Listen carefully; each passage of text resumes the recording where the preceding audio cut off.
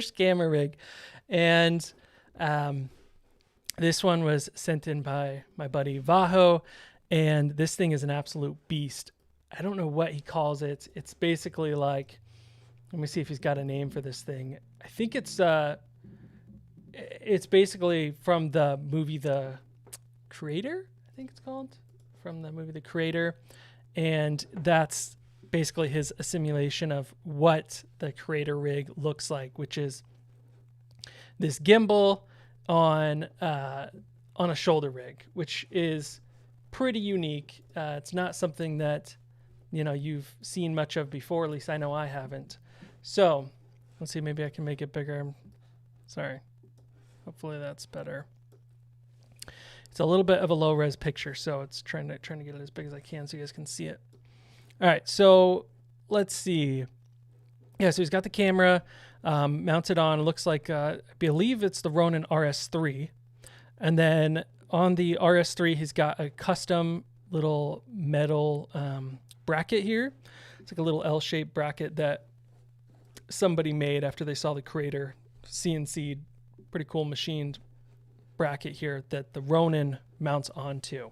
And I'll try to find the link for this after the live stream so I can show you guys, but it's pretty cool. So basically, you know, that then sits on top of a shoulder rig. And this looks like the Tilta shoulder rig. It's their Tilta lightweight shoulder rig, which I also have. I love this shoulder rig. Super compact, small, and really, really sturdy. So he's got that mounted on top. And then it looks like he's running, looks like one of the Hollyland monitors with a wireless transmitter built into it.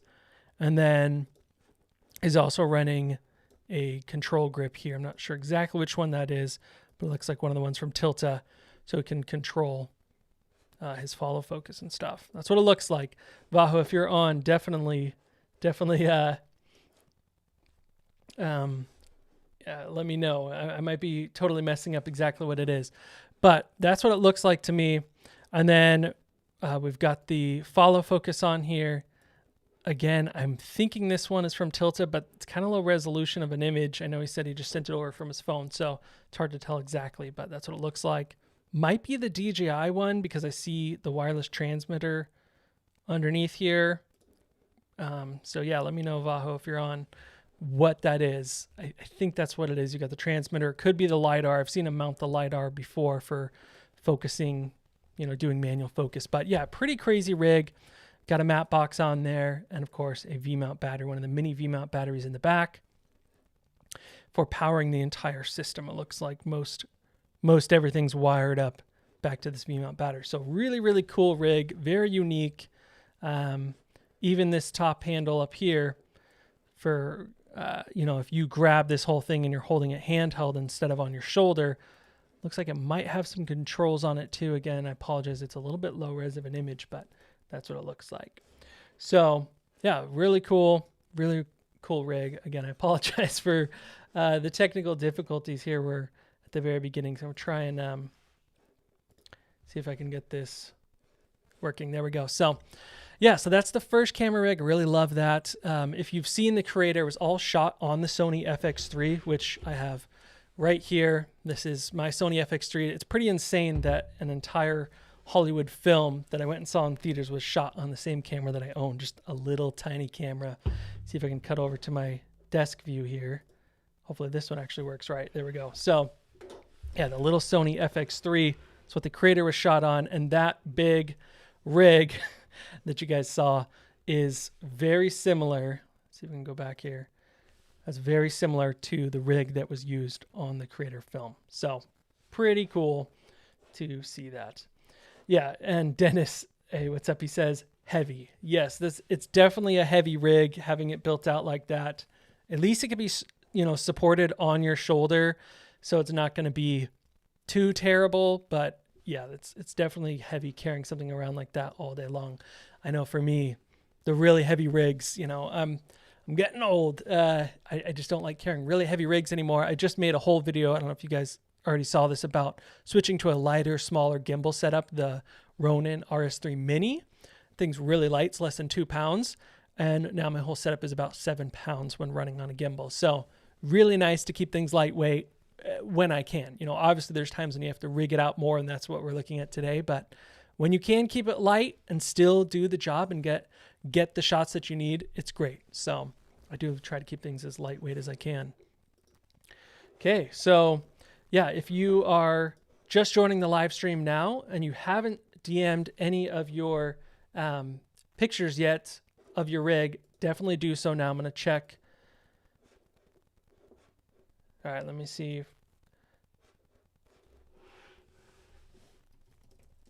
Yeah, looks like might have some new ones coming in, so please keep them coming. I'm going to add as many of them as I can on this live stream.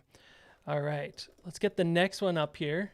So I'm looking off screen because I'm looking at my other screen here. So see if I can get this pulled up. I'll try to make these as big as I can so you guys can see the details of these sweet rigs. All right, here we go.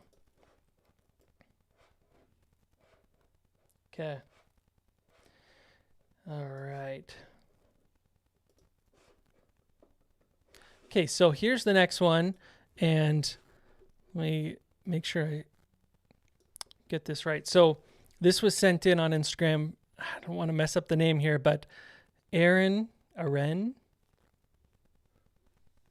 know how to say this. Aren Rosel's Films. Aren Rosel's Films? Not sure how to say it exactly. I apologize if I'm messing that up, but thanks for sending this in. So let's take a look at the rig here and see if I can get this even bigger so you guys can really see what we're looking at here. Try and zoom in. Enhance. All right. Bad dad joke. Okay,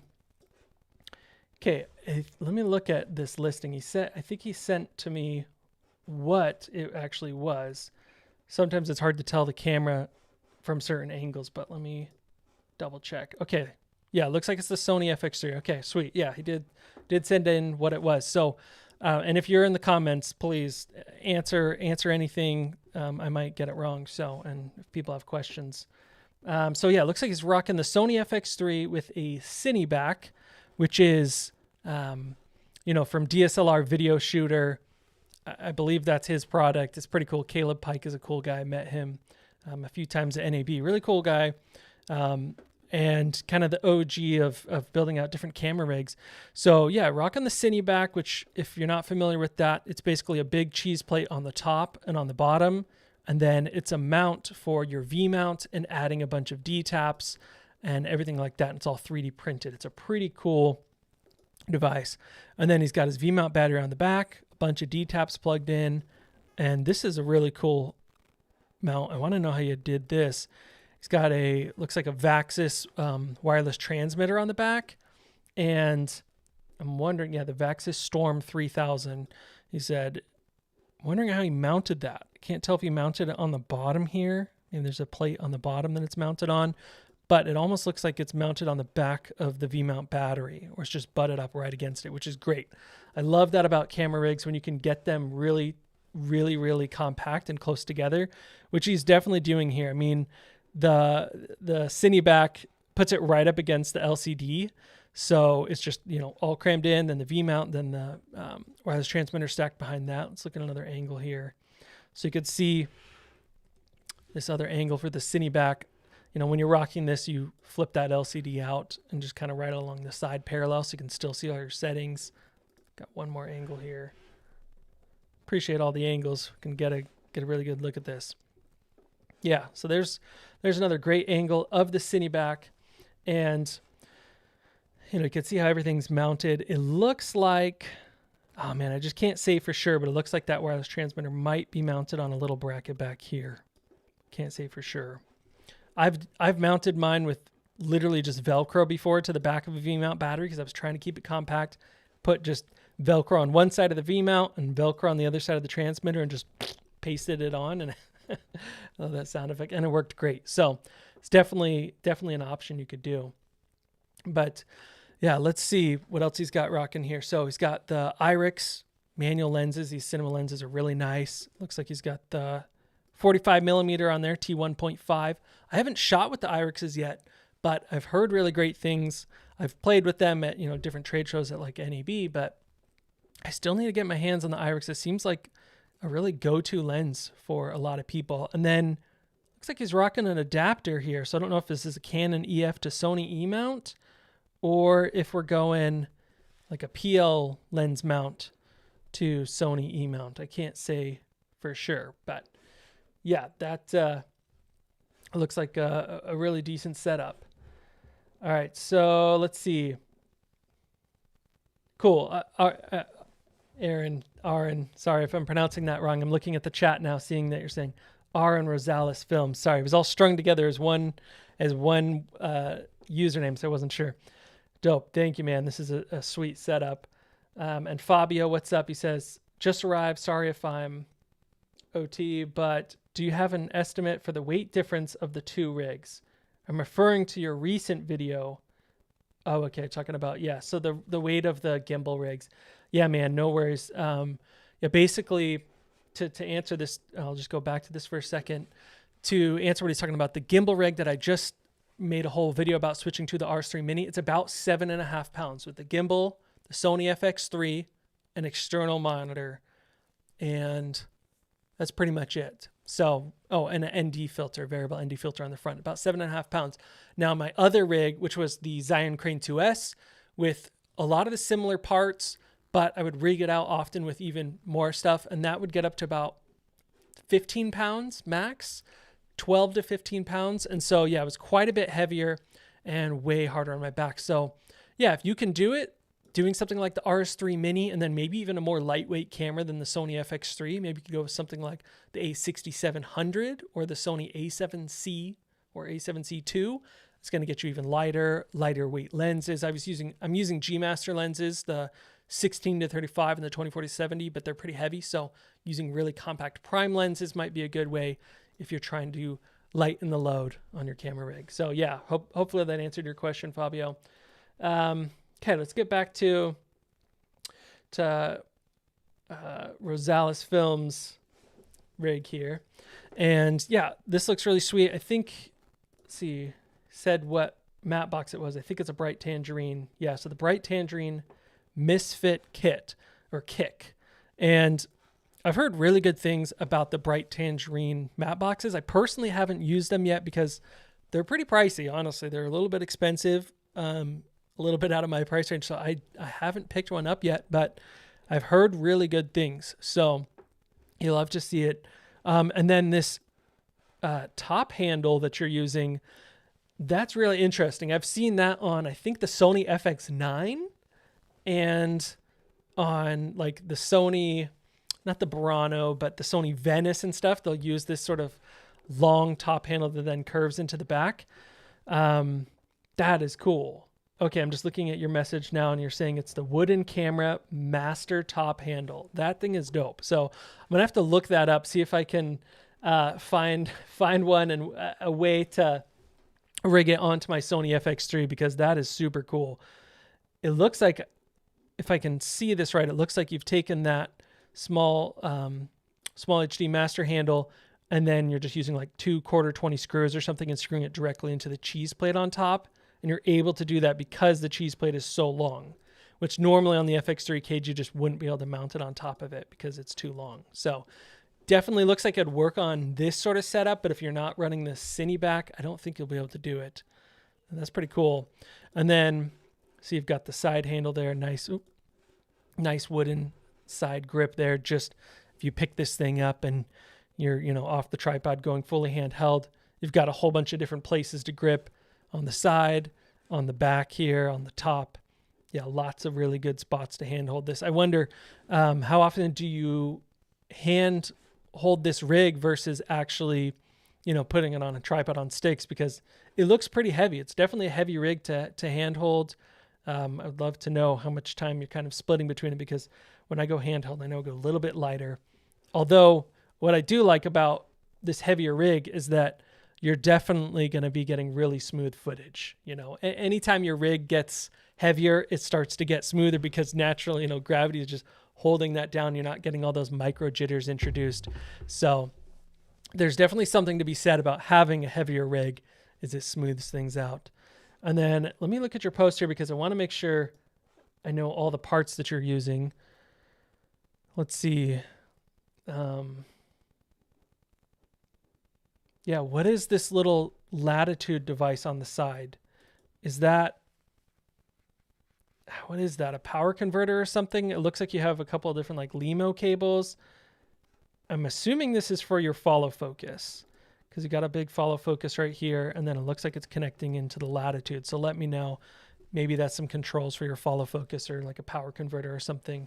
Not positive. Sorry, I'm realizing that I'm talking and you guys aren't seeing what I'm talking about. But we've got the latitude device here mounted on the top and then his follow focus. Assuming those are all linked together. But yeah, let me know. Okay.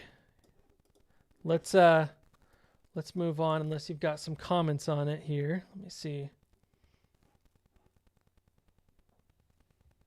Okay, yeah, and back to Fabio, just to follow up. Yeah, you've got 4 titanium screws in your back. That's crazy, man. Your upgrade, your rig upgrade to your body, to your spine, or wherever they're at exactly. That's crazy. Hopefully everything is all healed up good and you can keep shooting and not have too many issues with that. I know how it is, man. Having issues with carrying heavy things, our bodies, man. They break. So, oh, your shoulder upgrade. Okay, not your back. Yeah, crazy. Okay, and then Aaron, pronounced Aaron. Thank you. I didn't want to mess that up. So I haven't seen that spelling of Aaron before. That's unique. So very cool. And it is a PL to E mount on the lens. Okay, I wasn't sure. I never want to, misspeak and say the wrong parts here, but yeah, it was looking like it could be a PL mount adapter just because you've got that little ring on there, which is usually for locking a PL mount. So yeah, that's cool. So you got the IRIX lenses in PL.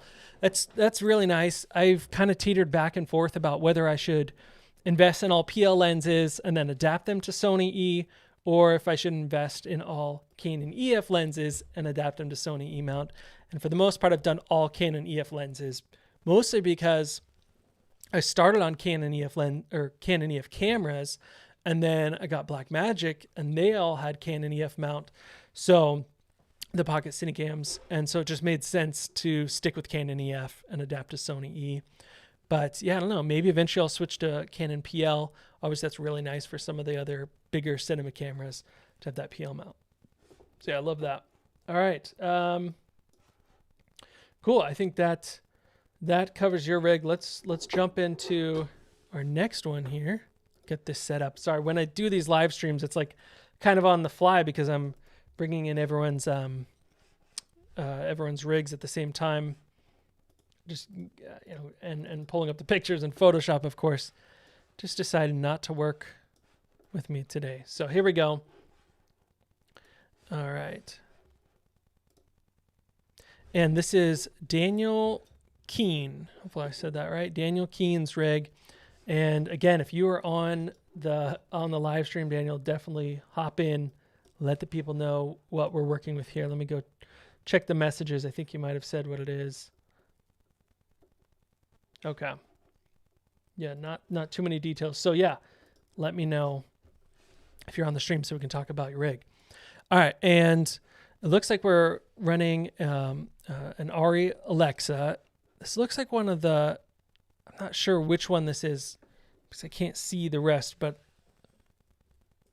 definitely one of their older models, Arri Alexa, maybe 65. I'm not positive. I'm not extremely well versed on every Arri or Arri model camera. I mean, what's the right way to say it? Is it Arri or Arri? I feel like it's constantly debated. But yeah, so sweet camera. Obviously I'm sure you can get really cool results with this sort of camera still because the footage, so many movies were shot on these Arri cameras.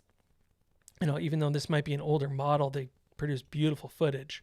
And I'm sure this is really still a very expensive camera. So absolute beast, super heavy looking, definitely right off the bat. This is something, I've seen you've got on a huge tripod with, camera support, little spreaders on the bottom because it's a beast of a camera. And then I see you've got your eye loop here, your EVF, whatever you want to call it. And Yeah, is this the one that comes with it? Is this an Arri eye loop, or is this another like third-party brand? I'm not sure. I would love to know. Yeah, so let me know which one that is. And then let's see, the monitor, don't have a perfect view on it here, but looks like you're probably rocking about a 7-inch monitor, and you've got on a Magic Arm. And I can't tell what brand Magic Arm this is. Okay, you got different Magic Arms here than over here, but yeah, I would love to know. And hopefully you guys can see this. I'm looking at my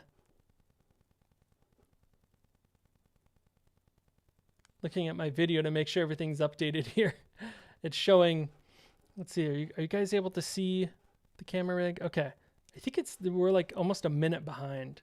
I apologize. I think this live stream is about a minute behind from getting from me to you. So, yeah, wow. I think it's really behind. Okay. Let's see.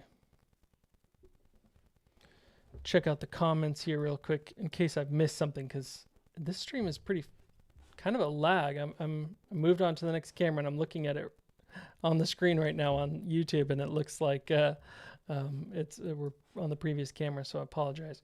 Okay, let's see. I don't know why there's such a lag. Okay, Fabio talking about his original cameras, saying that he started with the Canon 600D and then moved to the 5D Mark II. Yeah, so I'm very similar. I started with the Canon Rebel T3i, and then I switched over to, I wanted to get the Canon 5D Mark II, but that was very expensive. So my next one was the Sony A7S used, the original one. And then the Blackmagic cameras, and then I went to Sony E. So yeah, so you need autofocus for most of your shoots. Yeah, I totally get that. Autofocus is obviously can be really needed sometimes. So I definitely know how that goes. Okay, and then Fabio's saying, nice, Ari. So yeah, I'm confused. Like maybe maybe the live stream is just really behind what I'm seeing, but you guys are seeing this in more real time, hopefully. But let's go back to the screen share because you guys are commenting on the Ari, but seeing on the stream that it's not up yet, so that's weird.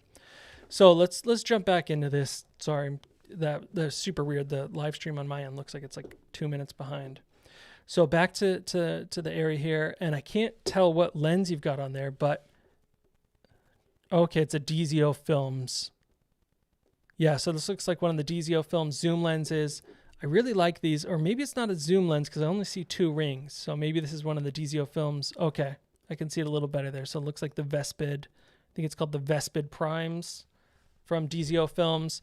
Those are really nice. I've played with the DZO Films zoom lenses, and I really liked those. I did a full review on those, but I haven't played with the primes yet, and this looks really nice. So that's great. And then on here, you've got the Carl Zeiss some of their Cine primes. I can't remember this exact model, but I have shot with these a couple times. There was a studio I worked at that had these same lens kit, and they're really nice. Great looking lenses. They're expensive, but they're not like crazy for cinema lenses. You know, they're not like buying the Canon ones. It's a nice in between. So I really like these lenses. I think they might be called the Xenons. Correct me if I'm wrong. Are they the Carl Zeiss? Are they the Xenon lenses? Can't say for sure, but definitely like these ones. And then, yeah, I mean, good setup, solid. Got a top handle there, and on top the Magic Arm. This is the only spot where, for me, the Magic Arms, I try to avoid them as much as I can. You guys have probably seen this, but you know, I've made an entire short about Magic Arms and why I don't like them. And I get that they're useful in certain ways. Let me grab mine. Okay, here's one. And this might even be the same one that you have on your rig. So this is just a really cheap one. It looks similar to yours. This is a newer Magic Arm, and I hate this thing. I got this very early on when I started in my filmmaking journey, but there were a lot of issues that I have with these, and maybe you guys don't have these same issues, but for me, with these little magic arms, what ends up happening is they always rotate off. So no matter how much I screw this on and get this tightened down, if it just gets enough weight from a monitor or other like accessory, it'll just spin off and then immediately it's loose, or this will drop down. And so it just drives me crazy. If you have a really nice one, maybe it latches on and is much more solid than mine. I know there's some really expensive ones for Manfrotto that I think are like $150, something like that. This little cheap newer one was probably like $10 and it's terrible, so I never use it. But yeah, I get that though. For an operator, it makes a lot of sense to have one of these so you can look at your image from the side. But I just got to find a really good magic arm, because every single one I've used, even some of the more expensive ones, end up twisting off on me. I have one from Tilta.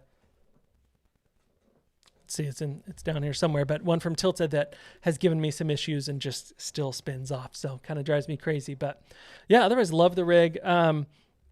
Looking at the lenses again. So yeah, Fabio's saying that they're might be the CP3s or the CP2s for the lenses.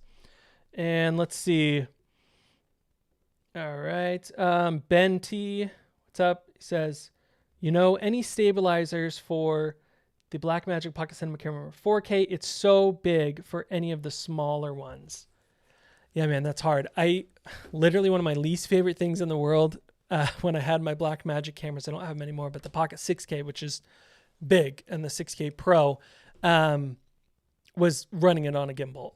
That's when I almost got into exclusively using handheld work for Blackmagic, or putting on a slider or a tripod, because it's such a wide body camera. Anyone that's shot on the Blackmagics knows what I'm talking about. It's like a super wide camera because it has a 5-inch display on the back, so it ends up being really wide.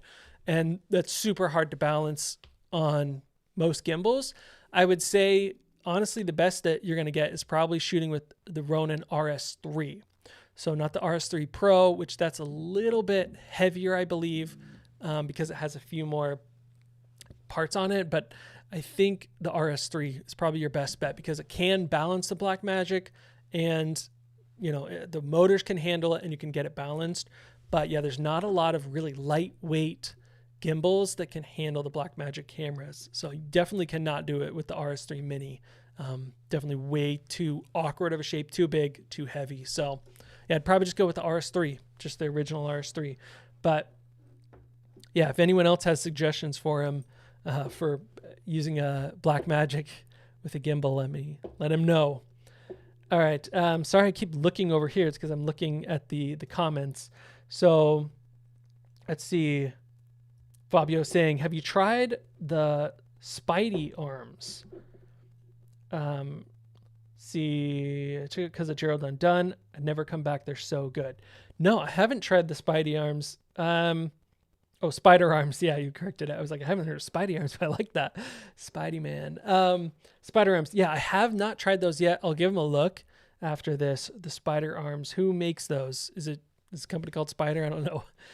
Yeah, I'll have to check them out, because for the most part, just these magic arms just are always terrible for me. So, or not yeah, magic arms. Yeah, I'll have to check those out. Let's see. And Ben saying, yeah, I'm in college. I needed something with that level quality. I love it, but it's tough. Okay, talking about the Blackmagic. Yes. Yeah, great image. Beautiful image. I really love the camera actually a lot. The Blackmagic colors and Blackmagic RAW, B-RAW is beautiful. I really like it a lot.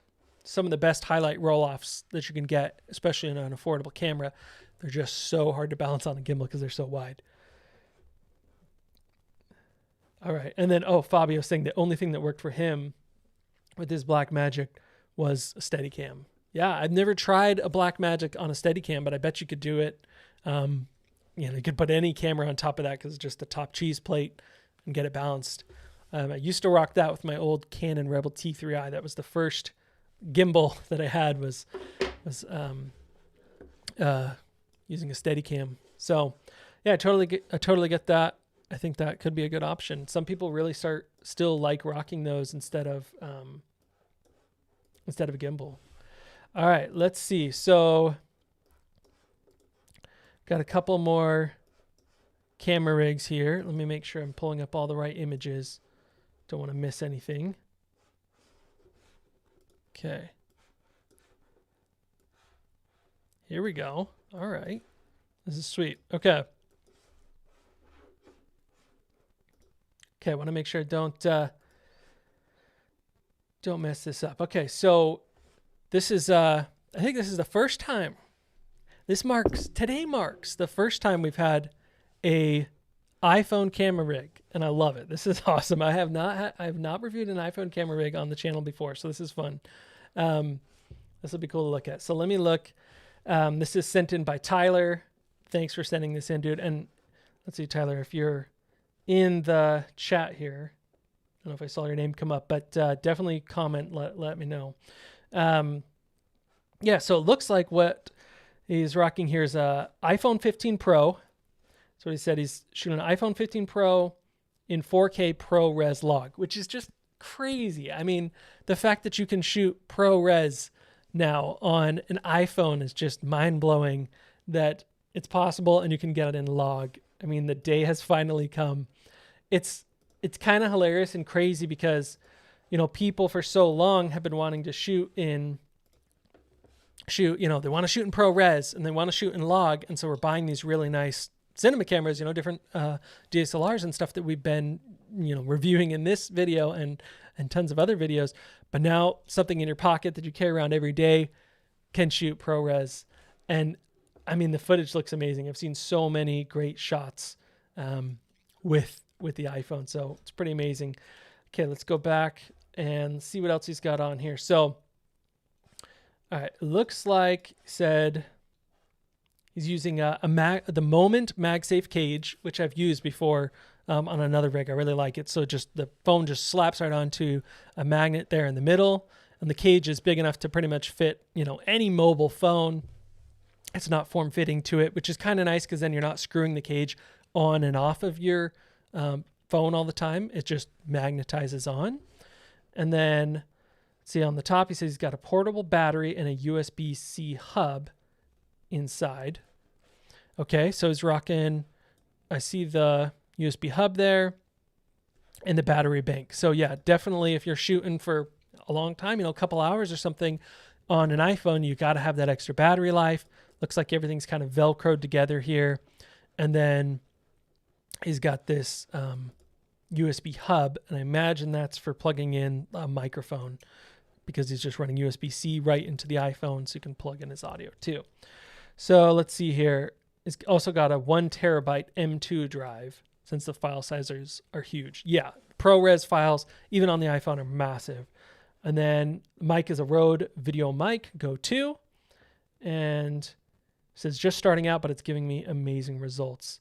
Yeah, I love that. The iPhone, man, it is coming up. It is absolutely coming up into the realm of, it's crazy to say, but it's coming up in terms of a video that you can shoot professional footage on. I mean, you guys all saw this. There was so much hype, but the most recent Apple keynote shot on iPhone, which I just thought was hilarious. Right at the end, one more thing, shot on iPhone. That little script at the bottom of the Apple keynote was just crazy because it looked so good. And if you rig it out right and you light it right and you have the right talent and the right locations, you can do some amazing work on an iPhone. So I love this. And it's such a great way to get started in filmmaking too.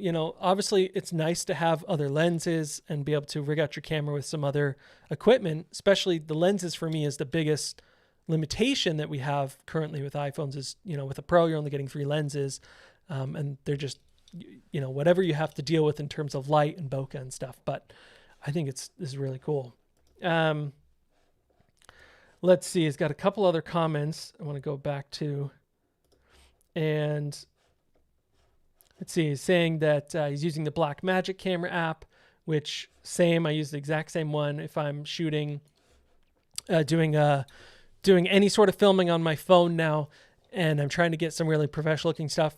I'm using the Blackmagic camera app because, you can adjust everything, ISO, white balance, everything that the camera app built into your phone doesn't let you do. So got to have it, and it works great. So rest in peace, Filmic Pro. It's been discontinued, basically. I know they were bought out. They fired the whole team, and it's just going to kind of live in a shell until it dies. But Blackmagic Camera app has been awesome with what they've been doing. Let's see. Yeah, so thanks so much for sharing that, Tyler. This is a really cool setup. It's fun to see see an iPhone rig. Haven't seen one on the channel yet, or reviewed one on the channel yet. So this is dope. I should really make one. I haven't ever done a big iPhone camera rig build out on the channel, but I've been thinking about it a lot because, I use my iPhone all the time. I'm using it right now on this live stream, and you guys said this earlier, but the camera that I'm using right here for this angle to show you stuff is my iPhone. And it looks great. It matches perfectly with the Sony FX6. I mean, that's literally what I'm shooting on for this live stream, is the Sony FX6, which is, is an expensive camera in comparison to the iPhone. This is iPhone 14 Pro, and this works great as another angle. So yeah, don't sleep on iPhone. It's pretty sweet. And yeah, I could talk about it all day. All right, let's go back to the comments, make sure I'm not missing anything. Let's see. Okay, and Fabio, going back to the magic arm, he's saying it's the Spider Crab Magic Arm by iFootage. Okay, dope. Yeah, I'm definitely going to check that out after the live stream, because I need a better arm. All right, let's see. HMB Photo, what's up? It says, how do I send my camera rig? Yeah, just DM me on Instagram the photo, just at Chadwin. And that's it. Oh, sorry. YouTube keeps trying to change it. So yeah, send it there and I will definitely get it on the stream. I'm checking Instagram throughout the stream to see if I'm missing anything. Let's see.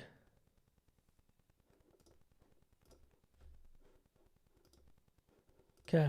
Yeah, see some spam.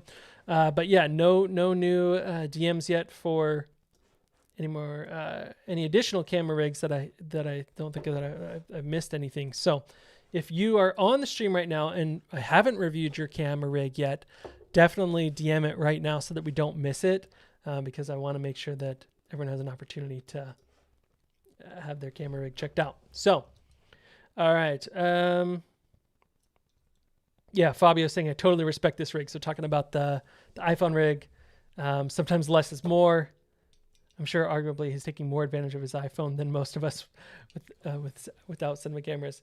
Yeah, I mean, honestly, because I have my iPhone on me at all times, it's the camera that I use the most. It really is. I mean, I'm using it every single day for social media, for just photos of my friends and family, for fun, whatever it is.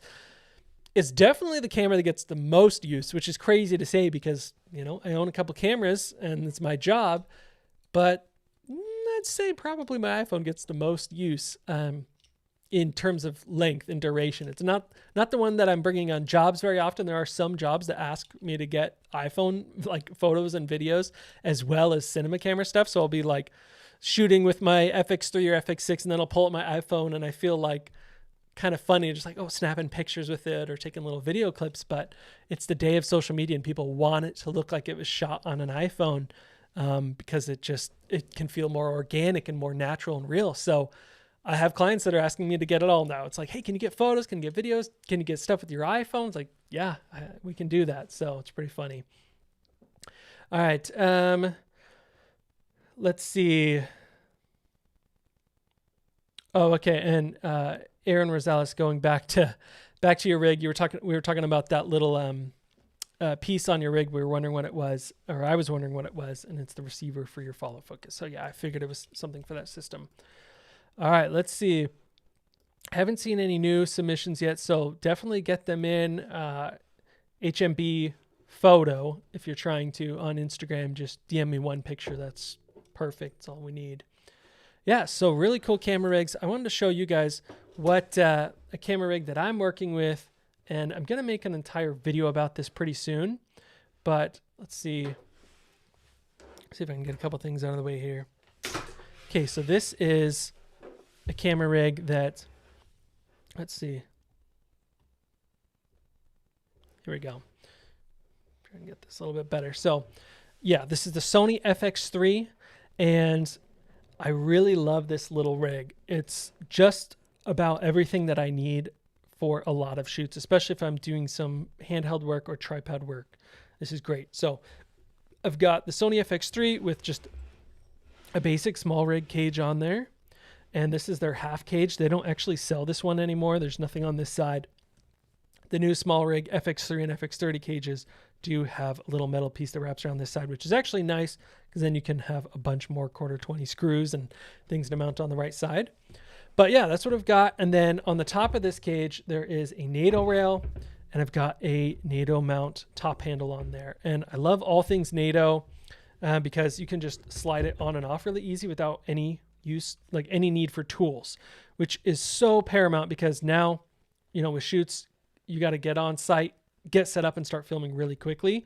And so it's really nice to not have any tools needed. So anytime you can, go NATO. It's definitely the best way. So you're not pulling out, one of these on site and trying to get everything screwed together and mounted and you're fiddling with it, that sort of thing. If you can avoid it, you don't want to be screwing things on site. So the NATO rail top handle, and then I've shown this on the channel probably a million times, but this is the small rig monitor mount. And I love this because it just mounts directly onto the front of your top handle. These are two separate pieces here. And there's just a little airy locating pin mount on the front of the handle. You can see it here. Just got the airy locating pins so that it won't rotate on you. And so it just mounts right in the front here, really easy. Super cheap. I think it's about $30. And this top handle is only $30 too. So I really like it because they're pretty affordable. And wherever I put the monitor, it stays there. There's a lot of tension in this mount. So you can really put it anywhere and it'll stay.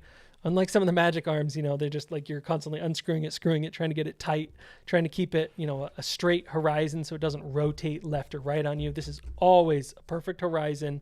Wherever you tilt it and leave it, it stays. So I absolutely love this. I've been using a couple of these for as long as they've been out from small rig. I remember a time when they didn't have these and this part came out and I was seriously so happy.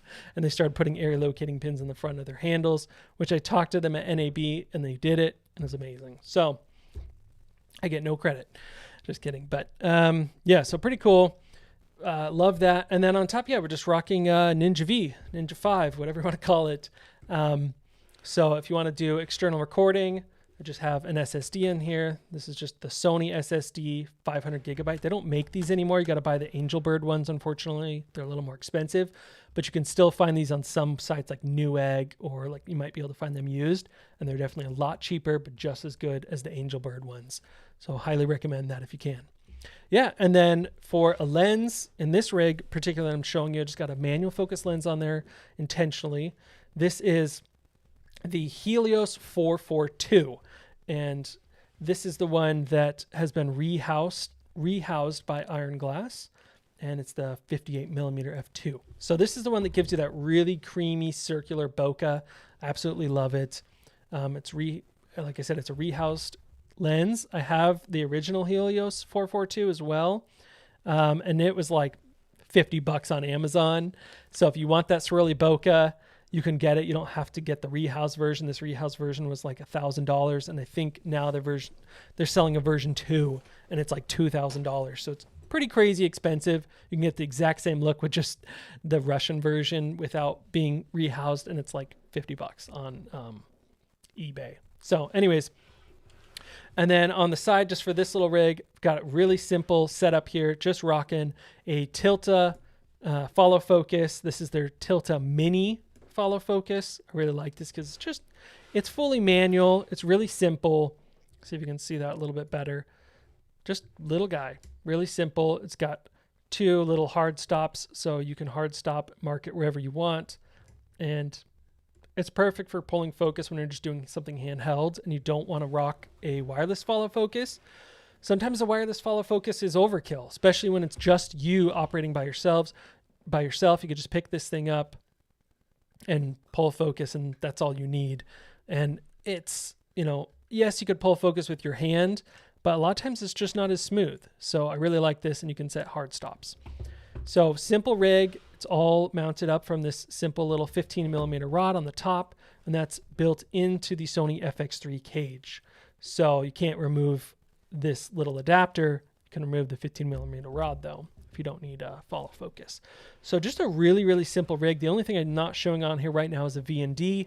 So you could throw a V&D filter on there if you want. Usually I'm using the Polar Pro Basecamp matte box on front with this lens in specific, or another Polar Pro V&D usually on the front. But yeah, super simple rig. Oh, I guess I got to talk about the V-mount on the back of this rig. I know this is rig reviews, but I wanted to show you guys what I'm rocking right now.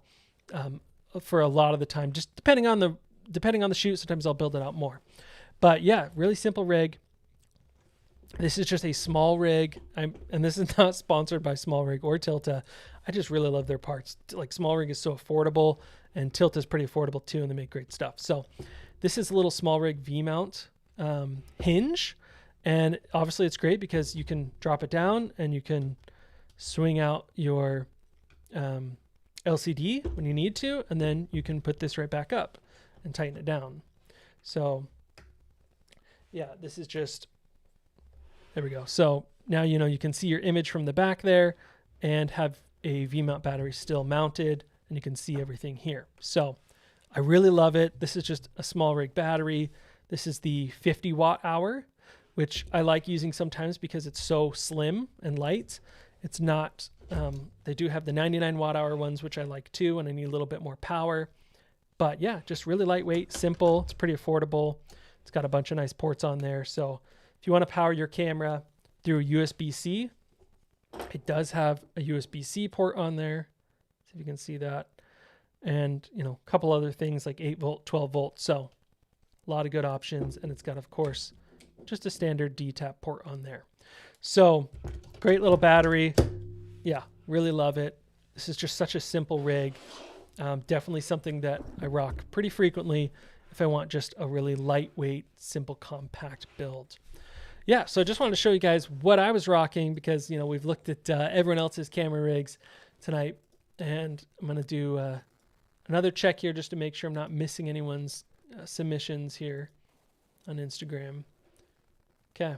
Yeah, looks like we're good there. So take a look at the comments. All right. Fabio, let's see. He's talking about V-mounts and mini V-mounts. Is the international limit the 99 watt hour for the plane?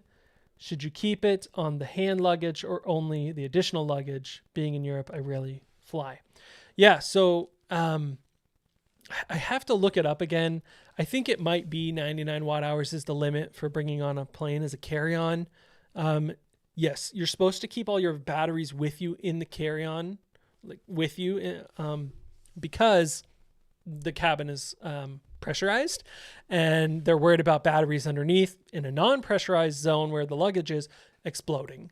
So, maybe some other people can speak to the FAA rules a little bit better than me, but yeah, you're supposed to keep the batteries with you. So usually I'll keep my V-mounts, all my camera batteries, like Sony NPF, Sony Z batteries for my FX3, just in a backpack if I'm flying with a backpack, or I'll keep them in a small carry-on Pelican case that will go in the overhead.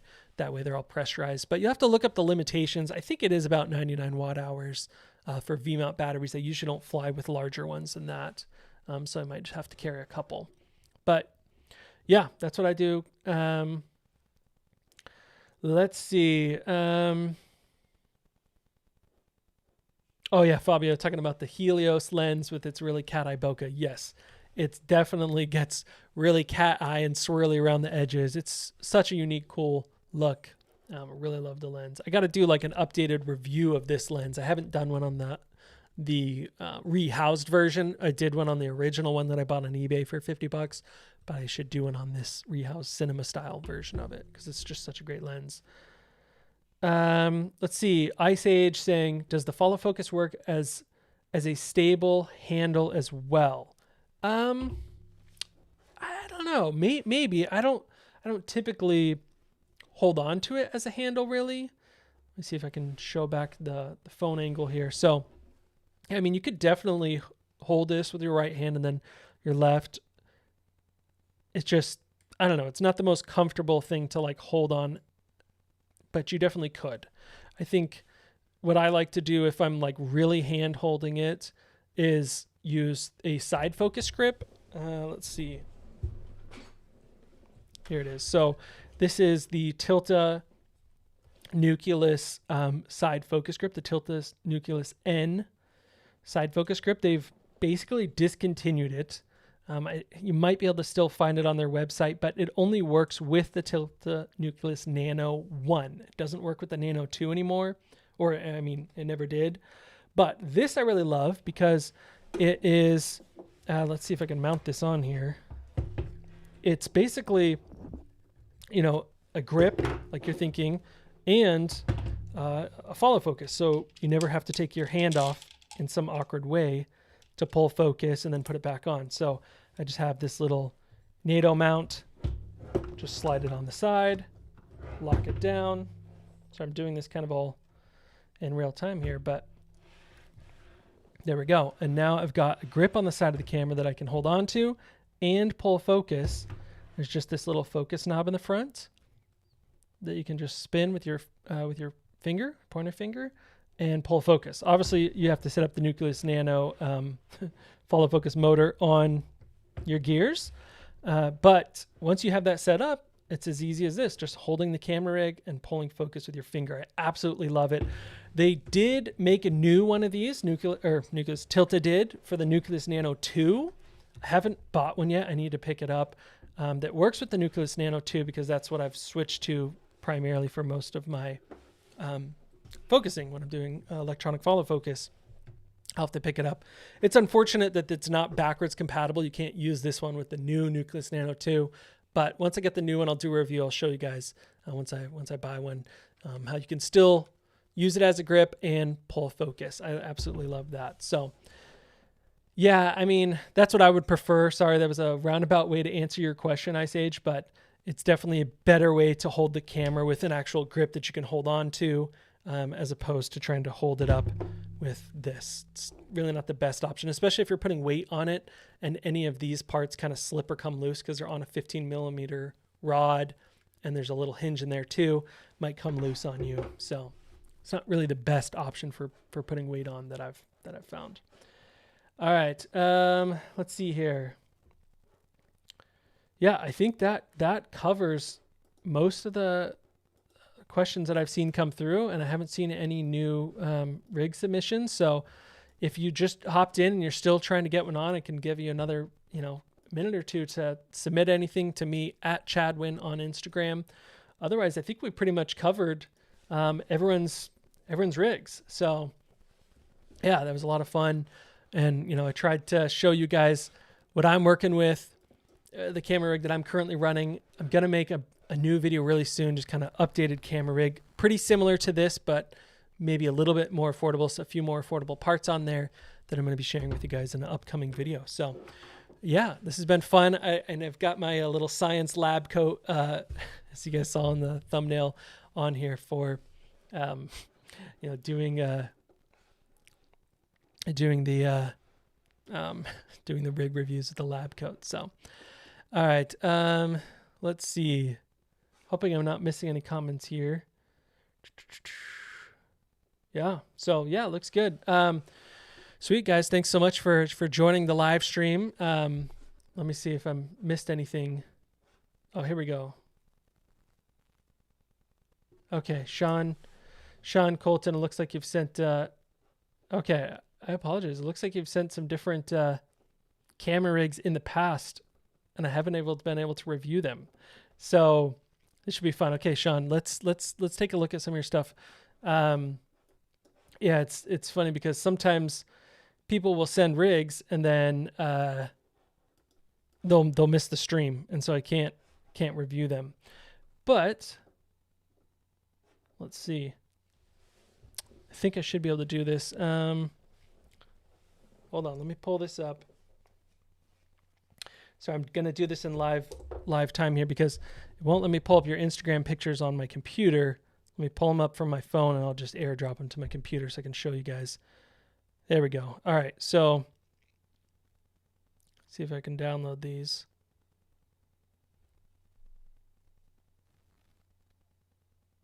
Here we go. Okay.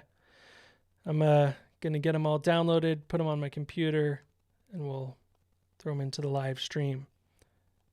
Okay. Sweet. Yeah, thanks for submitting these. I know, like I said, guys, this is a little bit off the cuff because I'm just trying to get everything. Let's see. Get your guys' pictures up in the stream. If you a lot of times it's just you just join the stream, so it's hard to get them in beforehand because sometimes people just join up. So okay, all right, here we go. Pulling all these up now.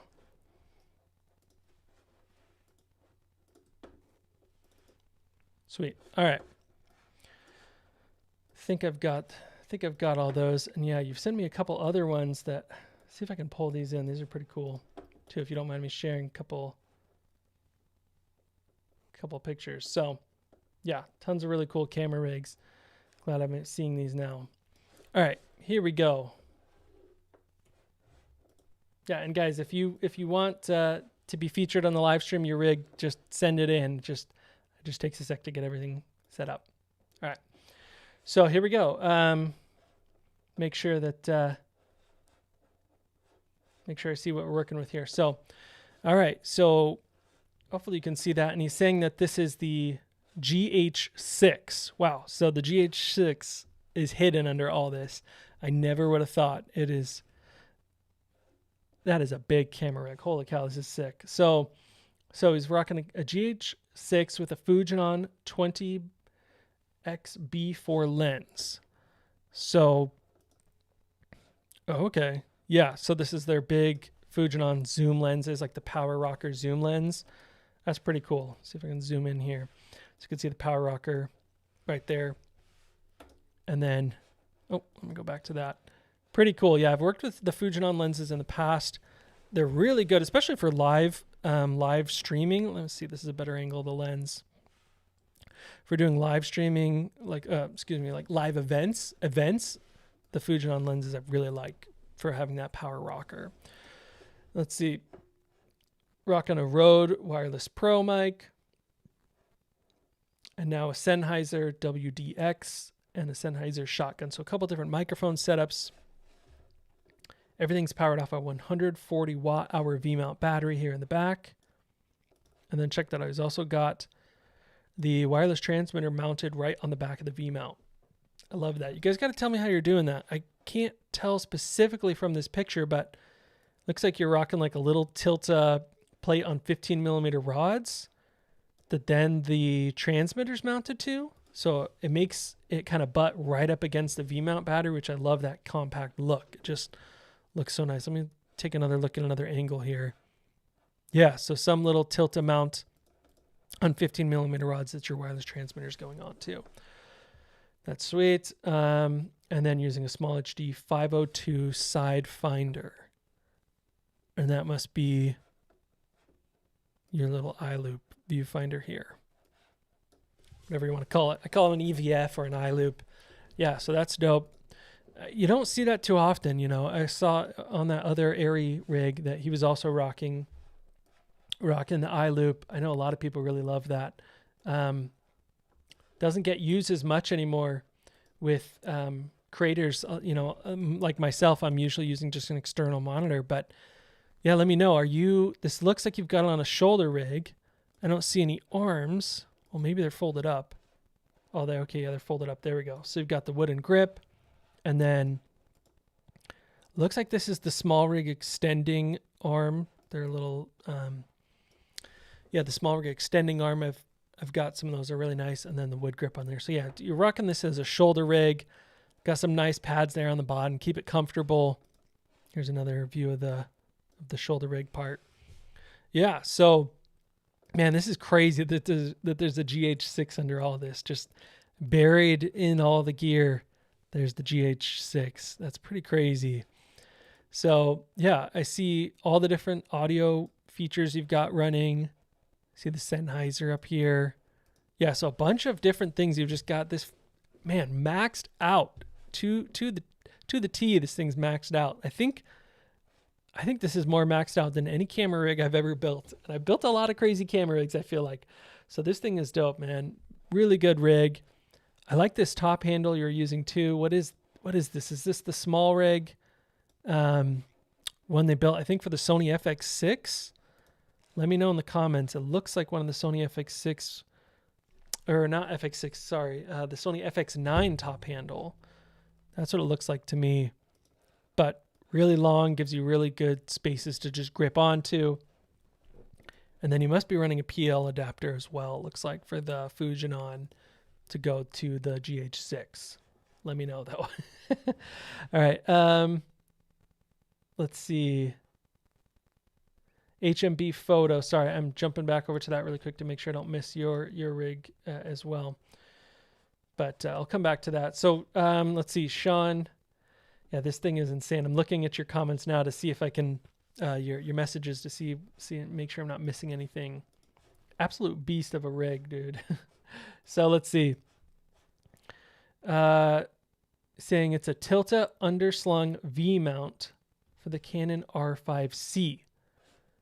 Okay, so that must be, you're talking about the little Tilta on the back for the wireless transmitter there. And then I just flipped it onto conventional rods. It's a documentary beast for 4 audio sources. Okay, that's dope. So I was going to say, you have a lot of different audio things set up here, but yeah, if you're rocking a documentary, this makes a lot of sense to have a shotgun mic, so you're getting room audio. Sometimes that's all you have. You can't mic everyone up. It's quick moving. Got to have the shotgun mic. That's a spot where it makes sense to me to have a shotgun mic is during a documentary. And then you've got all the other audio inputs. So I'm sure you could plug in a couple lavaliers, 3 or 4. So for an absolute beast of a documentary rig. That's dope. And then it's using the wooden camera quick rosette for the arm. Okay. See that? And then one addition since these. So let me see if I can pull up your other picture here. Here we go. Yeah, sorry guys, this is all in real time, just kind of bringing this all together, but that's part of the fun is just reviewing your camera rigs live. So he's also got this. Okay, that gives me a better look at what's happening here. So I can see he's got the Axoon wireless transmitter mounted onto this. And then we've got, looks like an Atomos Ninja 5 on the side. I can't say for sure, but it looks like a Ninja 5 to me because I see an SSD plugged in here in the side. And then it looks like you might have their additional little SDI transmitter module mounted on the back of that because I see the little Wi-Fi symbol. So really cool, interesting way of mounting it. I haven't seen someone do this before. Kind of got it on the 15 millimeter rods and another little cheese plate that comes out. But this is nice because it's really good for the operator, the follow focus operator. So the first AC, not the first AC, but the focus puller could stand on the side of the camera, look at your image, and pull focus right there from the side. So or like that. Yeah, I mean, I don't see it too often when it's someone just operating the camera themselves. They don't usually mount it on the side like that. But if you are rocking with a team, it makes a lot of sense to have it mounted on the side. So that's really cool. All right. Yeah, this is dope. Okay, one more picture you've sent. Yeah, thanks, dude. You're sending great pictures here. So I'll just pull this up in real time. Looks like on a shoot. Using the rig. Full shoulder rig. Okay, that's dope. That's a heavy boy right there. I can tell. That's a beast. Especially because there's a lot of weight in the front and not too much in the back. You've got the transmitter and the V-mount battery. How's that work? And is it well balanced? I definitely struggled with that before, like being a little bit too front heavy and my arms just like dead at the end of the day, but probably more ripped than me. So yeah, this is sick. Yeah, great documentary setup for the GH6, man. That's nuts. That's definitely, so I'll comment, that's the transformer right there. Absolute beast. Okay, saying it's perfectly balanced. Nice. Yeah, I mean, great work on that. That's a really sweet rig. Okay. Thanks for sending that in, dude. So let's see. I'm going to look at the comments, make sure I didn't miss anything. Let's see. Yeah, HMBM. I think I saw your image just come through on Instagram, so I'll pull that up here. No worries at all. I'm going to bring that into the live stream here. And then make sure I'm not missing anything else. Yeah, Fabio saying, is that a transformer? Yeah, absolute beast. Let's see. Oh, can we notice the cat behind the camera? Yeah, in some of the pictures. I feel like I gotta have the cat pictures. What's his name? I'm drawing a blank right now. Always has cats in all of his pictures. Or Philip Bloom, the absolute OG of cat videography and cat photography. Philip Bloom. Yeah, I bet you guys might make good friends. Yeah, I love that. So let's see. Let's pull this up, Hakeem. Make sure that I can get your images. So just accepted your request. Try and send them in if you're still on the stream, and I'll get them up. So yeah, if anyone else has images they want to get in, just go ahead and send them. I've got a couple more that were sent over. Yeah, this was a pretty cool rig. I don't know if you're okay with me sharing this one, but you did send this one over before. This one's pretty cool. So got it on. Pretty intense rig here. Looks like that gimbal, is that, I can't tell what that is. Is that a Ronin? Doesn't look like a Ronin. Something else. Might be a Feutech or a Crane.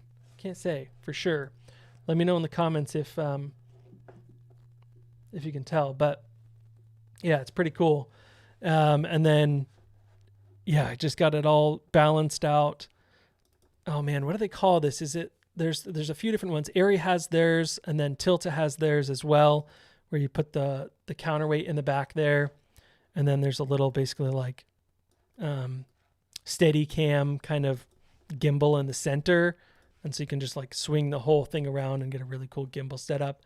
Yeah, I love that. This thing is a beast. I haven't used one before. I've only seen them at NAB and played with them a little bit, but haven't got to actually use one on set, so I'd really like to. But yeah, let me know how you like that. It's pretty dope. Yeah, all right. Let's see. I'm going to go check and see if Hakeem's photos have come in.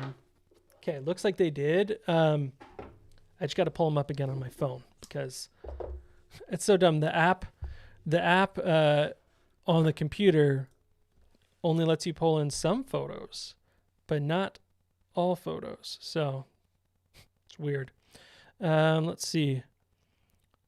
Okay, I see your photos here. Go ahead and download them. Thanks for being patient, guys, while we do this live. That's why it's a live stream, right? There's no edit. There's no post-production. We're all along for the ride here. We're all having fun together. So yeah, if like I said, I'm pulling these in live. So if you have some that you want me to review still, just send them over. I'll pull them into the live stream here, because that's what we're all about.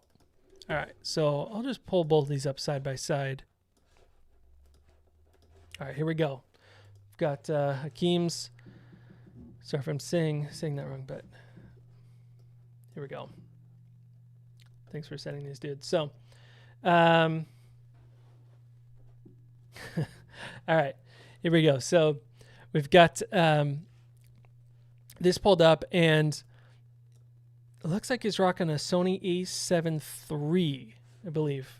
Let me know in the comments if I mess this up, but looks like you're rocking the Sony a7 III. Got a small rig cage. This is like their kind of newer generation small rig cage that they released for the Sony a7 III. I like that.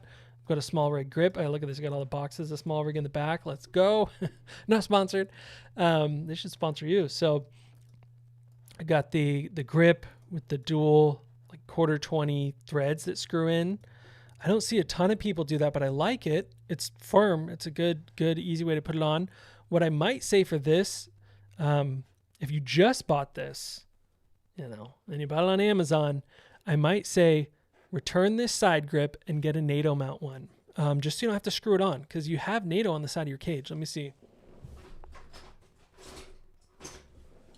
So here's a little NATO mount handle, and it probably shouldn't be much difference in price than the other small rig one, but it's just really easy to take on and off. No tools or anything. That doesn't have tools either. They're just control knobs. But I realize I think I'm still on the wrong camera. Okay, here we go. Sorry guys. So this little side grip from small rig with a NATO mount. And you can get other ones that have NATO mount as well, but your cage has NATO built into it. So if you want to be able to slide your side grip on and off really quickly, this is a really good option, especially if you bought this on Amazon. I might just return that and go with the NATO. So much quicker to take on and off. But yeah, if you can't, this is awesome. It's a grip, it's going to do the exact same thing. I'd just say the NATO is the quickest way. But yeah, I see the boxes in the background though, so I'm thinking maybe you just got this on Amazon. So that's what I would do. But all right, let's go back. So let's see the top handle. Okay, so running a really similar top handle to the one that that I'm rocking on my small rig top handle here as well. It's with the 1/4-20 mount that screws in from the top, kind of the thumb screw on. See, and yeah, see, that's the thing is on this cage for the Sony a7 III, it doesn't have NATO rail on the top. So this is totally fine. Just thumb screw it on. Pretty secure connection. You could add a piece of NATO rail to the top. They're really cheap for like $10 and do a NATO rail top handle, but I really don't think you need to. This is fine. Let's see. It looks like we've got a video here. I'll turn off the audio. Nice.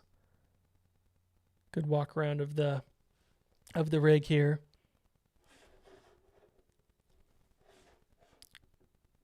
Yeah, and I see in the comments you're saying that the monitor is coming in the mail still, and you have another lens coming. Yeah, and the rest of the equipment will be here tomorrow. Yeah, if you just bought some of this, I think if you got it on Amazon, you can return this side handle. That's the only thing I would do different, is pull this top handle off and get the NATO rail one for your side grip. It'll just be quicker to take on and off than screwing it on with those two screws. It's the only difference I would make there. But yeah, this looks great. I like it a lot. Let's see, what lens is this? Sony 50mm 1.8. Yeah, I've used this lens. It's a good, simple 50mm lens, and then using a bunch of step-up rings here. So one thing that you could do here, a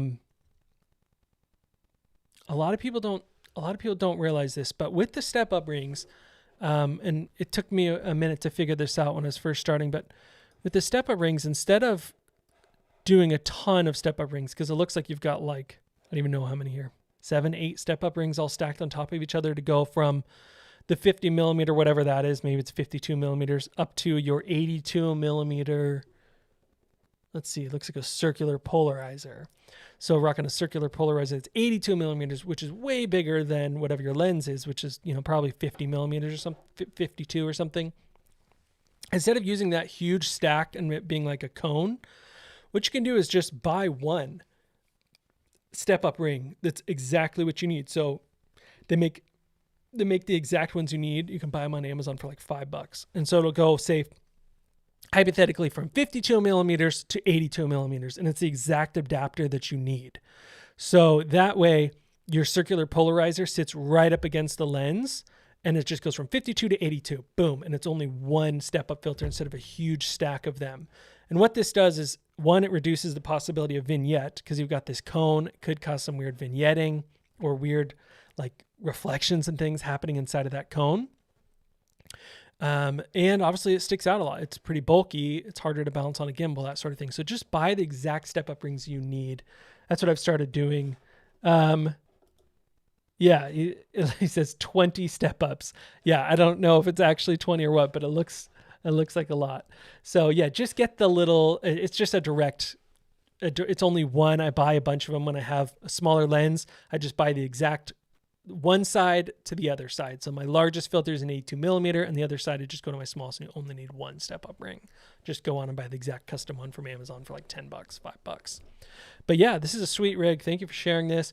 One other thing that I can see that could change, and again, if you just bought this stuff, you should do it now, is you're rocking the cold shoe mount. I mean, if you like this, go, keep it. But you're rocking a cold shoe mount monitor mount directly on top of the handle. And the problem with this is that cold shoe mount isn't the most secure. So if you have a lot of weight on there, what ends up happening is your monitor could slip off. I've seen it before, no matter how much you tighten this little screw, it could slip off of the top handle. So if you just bought this, I would say return it, honestly, and get one of these instead. So this little piece is $30. I'll see if it'll come into focus here. I was just showing it earlier on the channel, but this little monitor mount piece, sorry, it's not coming into focus very well, but this is $30 and it will mount directly on the front of your handle in those area locating pins that you have there. So it'll just go right in. Let me see if I can zoom in. I've got nearly the same top handle. It'll go right into the front and those area locating pins. And then it's extremely solid. It won't fall off. Your monitor will never slip off. And wherever you put the monitor, it's going to stay there. So yeah, if you can, I would say swap out that piece for this little small rig monitor mount. Then here we go. Then your monitor will go right in front of the handles, the same one, nearly the same top handle there. And your monitor will just go wherever you leave it. And it keeps it more low profile. Your monitor stays down lower instead of being stacked on top of the handle. You're getting that additional height.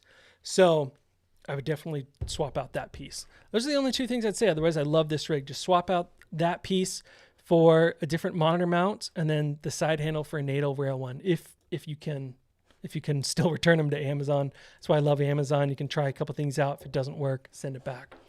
But yeah, man, that's what I would say. Thanks for sharing this. Super cool.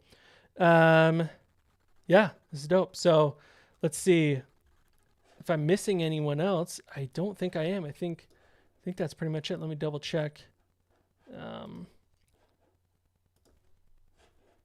Okay. Yeah. So yeah, Sean was talking about the float that we showed earlier. That's what it's called. I couldn't remember the name of it. So he says that the float, let me see if I can pull it up.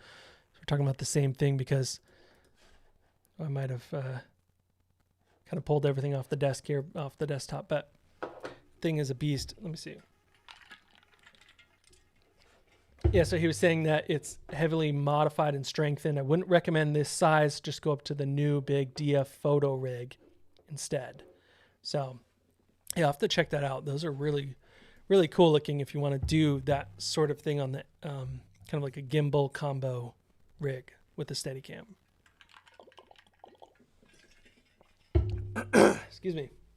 Just been talking for a good long time here. So I think that's it. I'll double check, make sure there's no other rigs that I'm missing. I think we've hit them all. So thank you guys. Oh, Peter saying, wait, he wants to send a rig. Okay. Yeah. I mean, if you can get it over to me on Instagram real quick, I'll definitely review it. I think it will be one of our last ones just because we've been streaming for a while and I know, some of the people might be getting tired. So while you're sending that, Peter, I'll take a look at some of the other comments. So Ice Age saying, real quick, do you have any suggestions for a really budget kind of all-around lens for GH5 Micro Four Thirds? I'm kind of lost when it comes to lenses in general. Yeah, that's a good question. Man, so Micro Four Thirds, I haven't shot with Micro Four Thirds system before.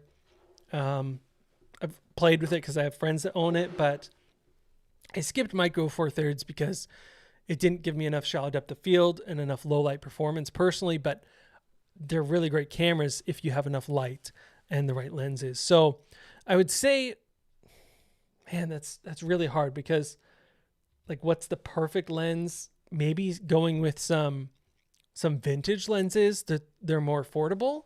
I talked about this earlier, but the Helios 442 you can get on eBay for about, I think it's about $70 US now. Gets you a really beautiful image, but you'll need to adapt it. So I would say for you, possibly going with adapted lenses so that if you switch away from the GH5 eventually, you can bring your lenses with you. That's what I did. I just did Canon EF originally, all Canon EF, so that I could bring them to any camera body. So I can't say the best lens. It depends on what you shoot. You know, going with a classic 50 millimeter, always a good option. And then maybe a nice like Sigma. Let's see, I think it's this, oh man, it's the, like one of the most popular 16. I think it's the Sigma 16 to 35. I might be saying that wrong, but it's really popular for Blackmagic. But it's one of the more popular lenses. You could definitely rock something like that. Yeah, 18 to 35. That's what it is. Thank you, Colton. Colton Studios, thank you. I was thinking 16. But yeah, 18 to 35 from Sigma is a great lens. It'll work on a bunch of cameras. It's very sharp, and it goes pretty wide open. So that would be a really good option. All right. Let's see. Yeah, and he's saying using it with the Metabones. Yeah, you got to get a good Metabones adapter with the GH5. That's the only thing, is it's a affordable camera, but the Metabones adapters are like $400. So you're going to spend a good chunk of change on your Metabones adapter. All right. Let's see. All right, Peter, I see your request. Cool. All right, go ahead and send those photos. I'll get them downloaded. All right. Let's see. And Fabio talking about the lenses still here, saying if you need a longer lens along the lines of the Helios, there's the Jupiter 135. Yeah. So that's another vintage lens you can pick up on eBay for pretty cheap. And yeah, the vintage lenses are really beautiful, give you a lot of really unique character. So let's see. They used to sell it paired during the Soviet Union. Yeah, so there's a ton of Soviet lenses that are really affordable. If you look up Iron Glass Adapters, their website, they're the ones that rehoused this Iron Glass 442 lens for me. It took them a year and a half to do, by the way. It was a really long, painful wait, but I mean, war in Ukraine broke out right in the middle of it. I ordered it, and then like 6 months later, they were in war, and they were literally moving, and a few of their guys like literally went to fight and are still fighting. So it's pretty crazy what's happening over there. But anyways, I'm getting kind of distracted. But yeah, so they make a ton of really great vintage lenses that are rehoused, and they have some affordable ones that are a little more affordable than this, that they're adding just like cine gears to them, but not rehousing it, but they're adding little gears to them so you can use them with a follow focus. So yeah, check out Iron Glass Adapters. I really like their stuff. They have some more affordable ones. Let's see. All right, so I'm going to pull up, Peter, your images here on Instagram. Just got to do it on my phone, and then I'll just airdrop them over to my computer. So give just a sec. Doing this live. All right, here we go. Thanks for doing this with me, guys. It's a lot of fun for me. I like seeing everyone's different camera rigs and like learning. It's always crazy because there are parts and pieces that I've never seen or used before, and it's fun to get your guys' experience with them and check them out, buy some new different pieces of gear to work with. And, you know, I'm always open to trying to improve my rig. I'm on a quest to make the best camera rigs that I can. So go ahead and pull these open. All right, here we go. Okay, I think we've got, yeah, a couple different images to work with. Thanks for sending those over, Peter. So here we go. All right. I don't know if you guys can see that okay. Try and make them a little bit bigger.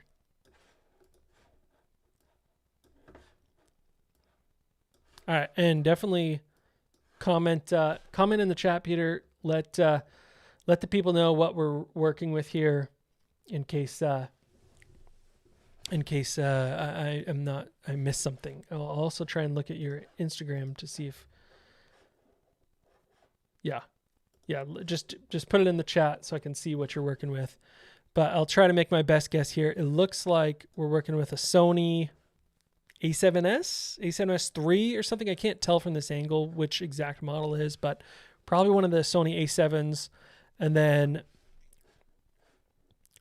rocking a V-mount battery with a D-tap. Looks like a D-tap splitter on the side, right behind where the LCD would be, and Condor Blue. Looks like Condor Blue. A couple Condor Blue cables. So it looks like a USB-C for powering the Nucleus Nano 2. Love this thing. Just made a full review of it. Great little follow focus. And then, yeah, Condor Blue cages, or not cages, but power cables. And it looks like, is this the Ninja 5 or this is a Atomos Shinobi? I can't tell for sure, but looks like either the Ninja 5 or the Atomos. Yeah, let me know which one that is. But great little monitor. And then I see, obviously every rig varies. So you have a couple different versions of it here. I've done this too. Just you're always rigging it differently. But on the one on the right here, rocking the handle in reverse, which definitely works. It definitely gives you a little bit more balanced grip, because it's like right between, like you'd be holding it over the lens.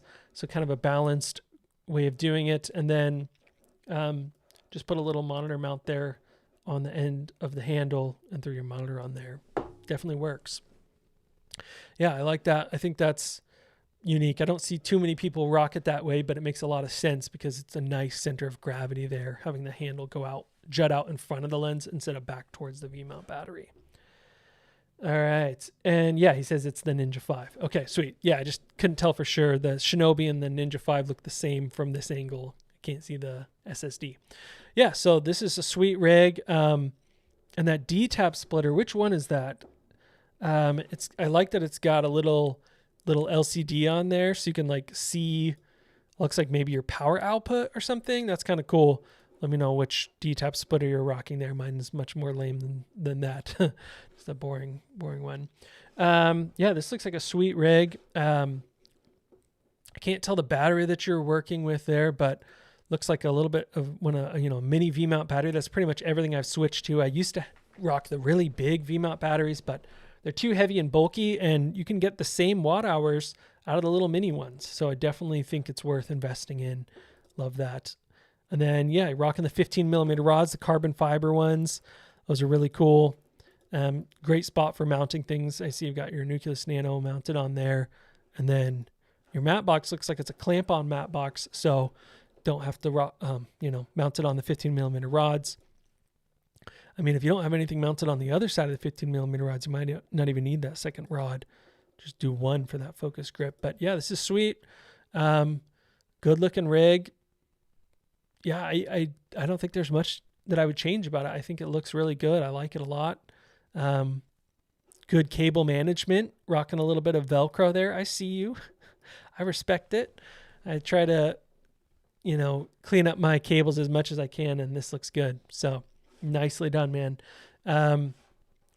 Make sure I'm not missing anything. So let's see. Yeah, thanks for commenting what everything is. So the Condor Blue D-tap splitter. Oh, okay.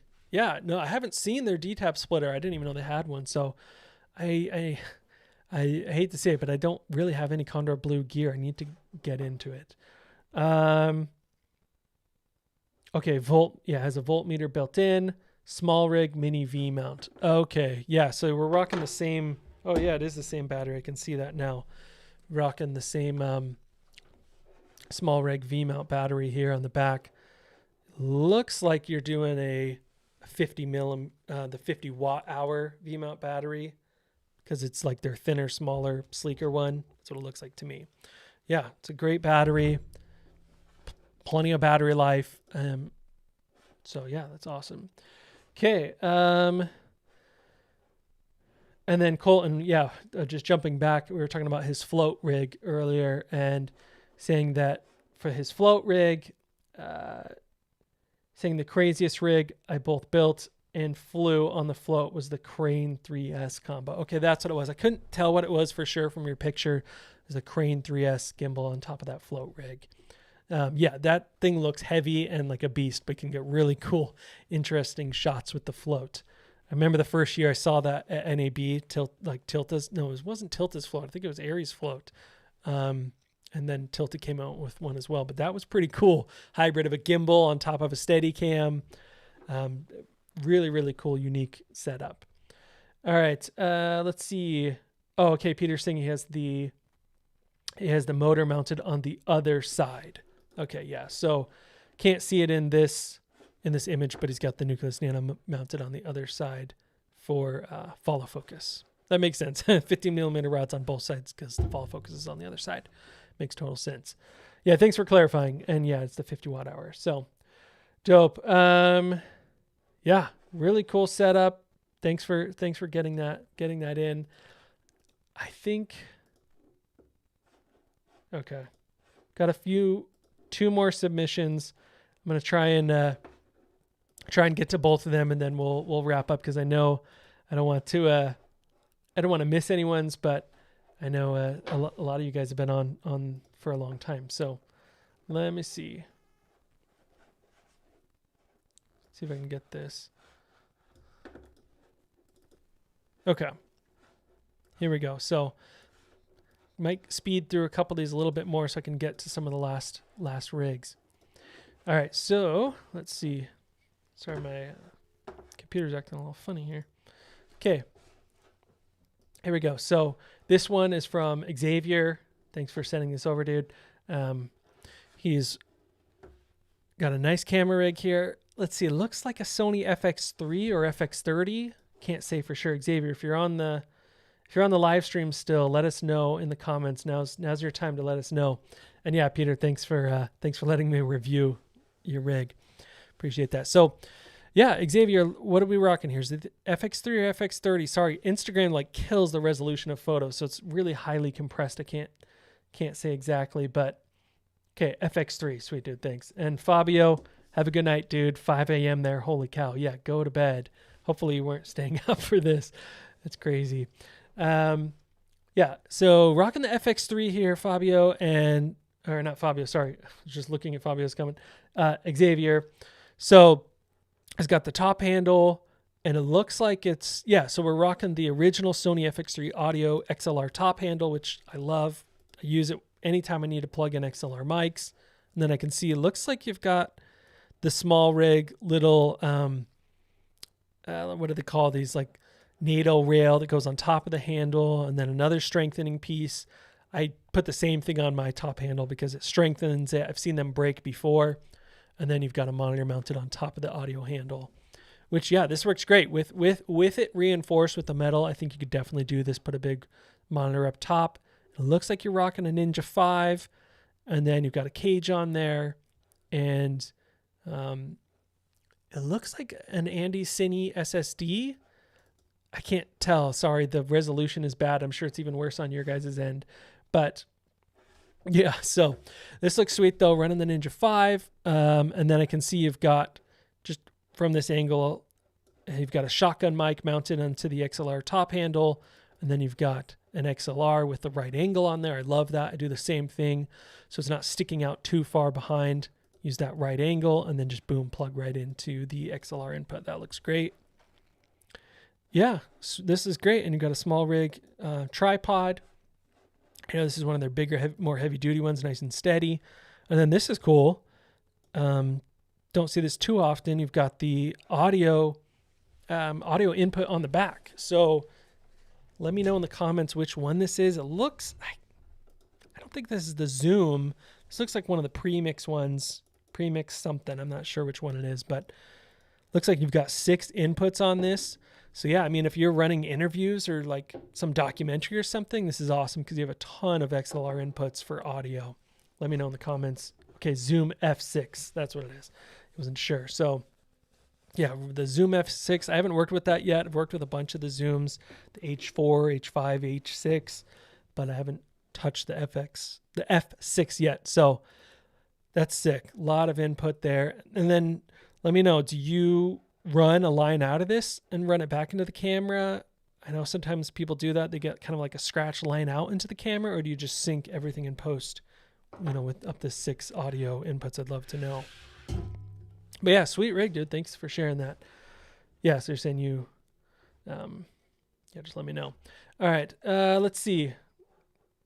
Thank you for sharing this, Xavier. This is a really sweet rig. Nothing, honestly, that I would change about it. I think this is really, really looks good. Like the rig. All right, let's see. Okay, we've got a couple more, Josh. I'm going to get to yours now. Just got to airdrop it from my phone. Yeah, I wish the iPhone app and the computer app all work the same, the desktop app, but they just don't. So I'm just going to get it from my phone, and we'll open this up. So give me just a sec. Okay, here we go.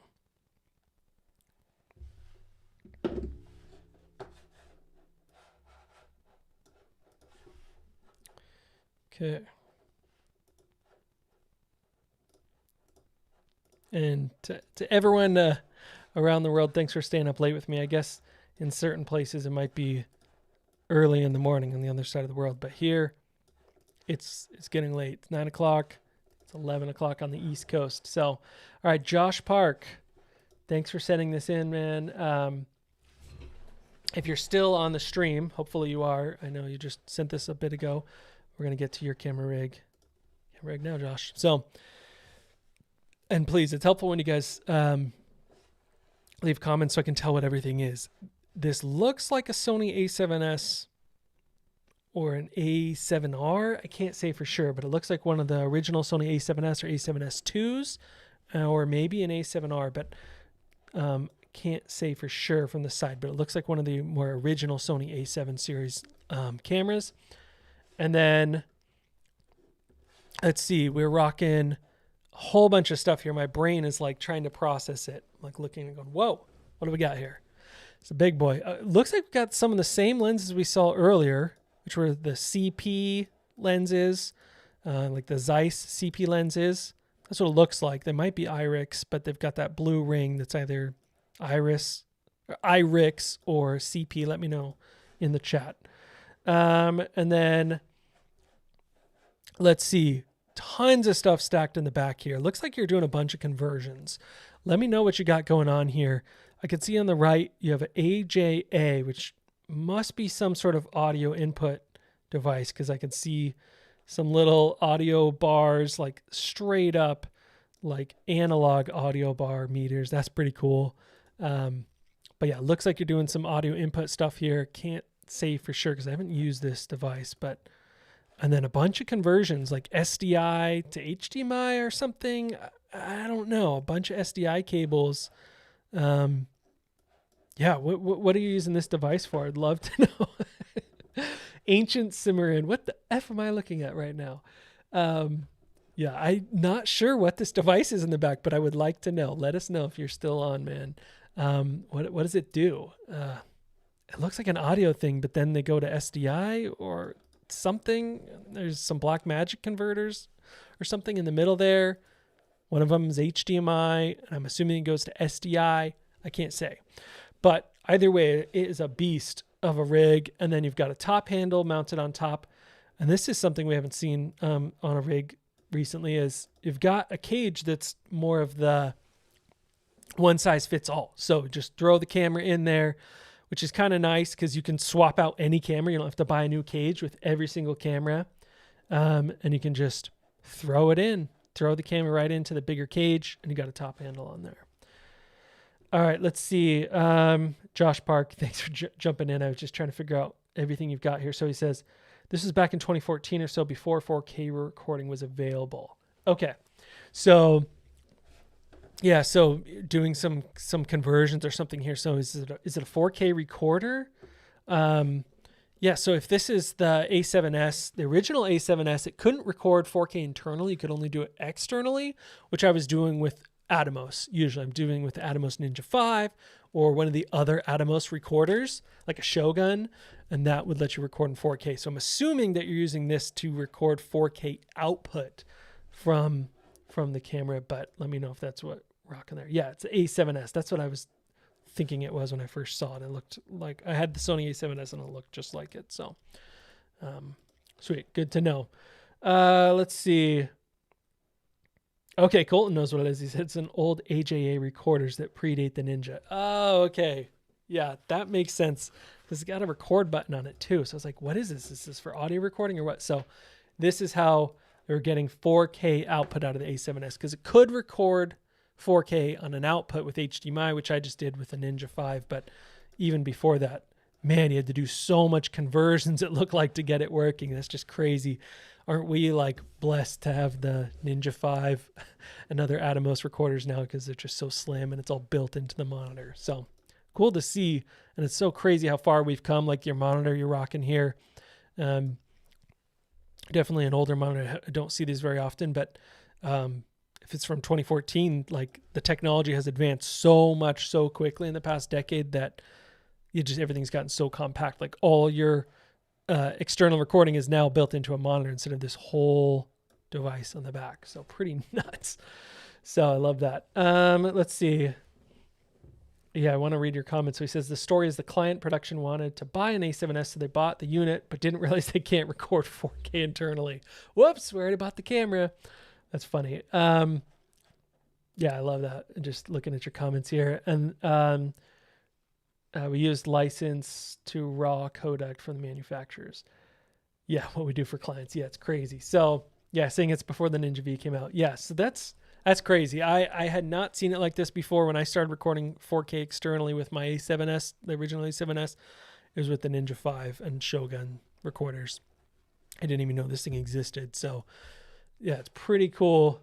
Really, really unique setup. So dude, thanks for sharing that. I think it's fun to see the different rigs that people have used over the years. So I'm just gonna double check. I think I hit everyone's. Let's see. Frankie Studios. Let me double check. I don't see your photo on the desktop app, but maybe it came through on my iPhone. So let me double check. No, you just said rate my rig. So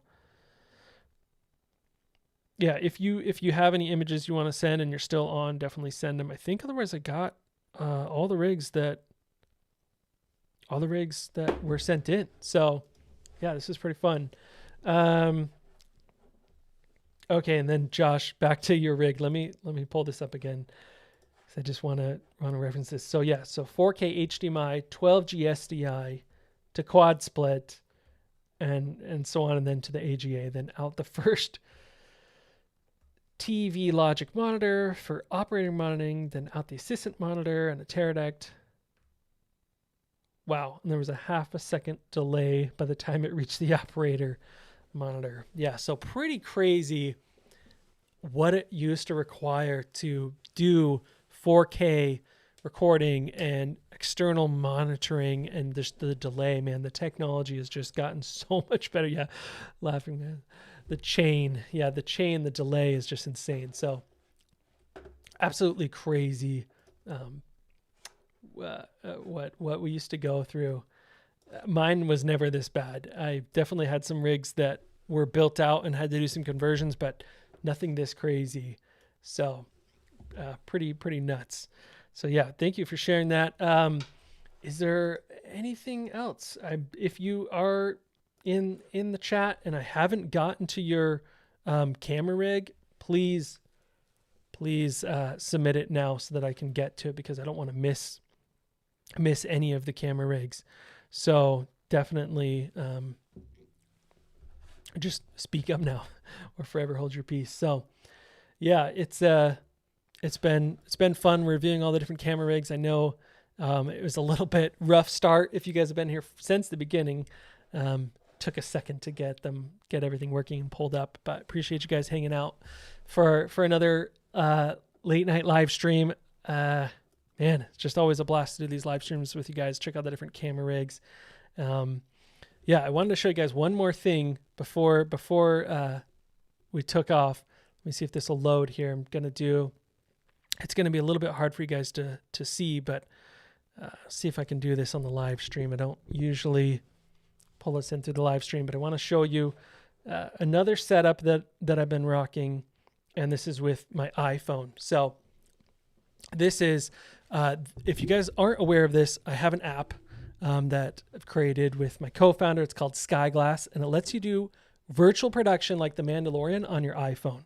So right now I'm filming inside of a virtual space. This is going to be hard for you guys to see, but I'll show you guys here on the camera. Let me just flip this around so you guys can see me. See if I can get this working, but I want to show you guys this on the live stream. So let me see if this will focus. Focus up. There we go. All right, so this is from Unreal Engine, and I know this is a funny way to show you guys, but I'm inside of an Unreal Engine environment right now that's streaming off of the cloud. So we have servers in the cloud that stream Unreal Engine, and it's doing an AI background cutout. So like I don't have a green screen behind me. It's obviously cutting out the microphone too, because it's meant to see humans. And so the microphone's kind of cutting out here, but you really want to use this with a green screen. But I can move around the camera and everything is tracked. You can see there's flying cars up above me. And, you can see all this different stuff in the environment here. Sorry. Oh, there's a flying car just flew by. But this is all happening in real time. This is the Skyglass app on the App Store. So if you have an iPhone, you should definitely download it, check it out. You can film in Unreal Engine environments. We have a whole bunch of them in the app that you can film inside of. You can film vertically if you want to take vertical videos and do stuff for social media. You can literally create anything you can imagine using Unreal Engine on your iPhone. So check it out on the App Store. It's called Skyglass. I'll put a link to it. Doesn't require a green screen. It works a lot better with a green screen, but very, very cool. These are full 3D environments, and you could pull up all different ones. But yeah, it's pretty insane what's now possible. I just wanted to throw that out there while I had you guys on the live stream before we get through, because things are moving so quickly in the industry that, to be able to not even have a full camera rig and actually just use your iPhone is pretty insane. Show you another setup here, see if this will focus. Sorry, it takes a second. So here's another Unreal Engine environment, and this is like a cool kind of cyberpunk world. You can see some of the neon look. But yeah, so this is just insane that you can film inside of Unreal Engine on your iPhone. So if you don't have a ton of equipment and you want a fully tracked world that's 3D that you can walk around inside of, you can do that on the Skyglass app. So definitely check that out. I just wanted to throw that out there for some of you guys that are still hanging out on the live stream. I've spent the last 2 years of my life working on this app, and I think more people should know about it. So go check it out on the App Store. This is what it looks like on the App Store. Sorry, I'm kind of doing this in real time, but hopefully this will focus up. There we go. So that's what it looks like on the App Store, Skyglass. Go check it out. You can do virtual production on your iPhone like The Mandalorian in real time. So super, super cool. Yeah, I think that's it though. I think we really covered all the rigs. Mark, to answer your question, he says, will you do another of these reviews another time? Yes, I'm going to start doing these camera rig reviews once a month again. It's pretty much what I was doing before. Xavier saying, hey, Chadwin, thinking of getting the Teradek Bolt 6. Do you recommend it or other brands like the Hollyland? Personally, the Teradek are really good. I've used them at some studios that I worked at previously, but they're very expensive. The Hollyland does the exact same thing, but for a fraction of the price. So personally, if I'm buying it and not the studio, I would buy a Hollyland transmitter. There's a whole bunch of great ones. The Mars 400, the Mars 400S, 400S Pro. I'd probably get a Hollyland transmitter personally. There's a ton of different ones. Axoon makes them, but you can get much more affordable wireless transmitters now. Teradek does the same thing, but very expensive. Unless you absolutely have to have it, I probably wouldn't buy it. Let's see. Make sure I'm not missing anything. Yeah, talking about the CineEye from Axoon. That's definitely a great option. The DJI transmission, I haven't used it, but I know people say it could go like 1,000 feet or more and works really good. So you could definitely go with that. Yeah. Okay. Florian saying, I tried to submit my rig via Instagram, but can't send you attachments. Sorry, let me see. I see.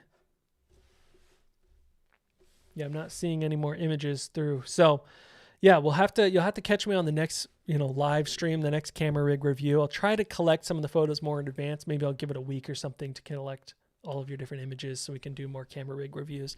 So sorry for you guys that are catching it right at the last minute here and I'm, not reviewing any camera rigs at this moment.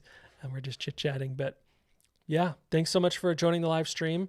You guys have a great day, great night, and I'll catch you in the next one. Let's do another one of these camera rig reviews soon because it's always fun to see what you guys are up to. All right, I'll see you later. Take it easy, guys.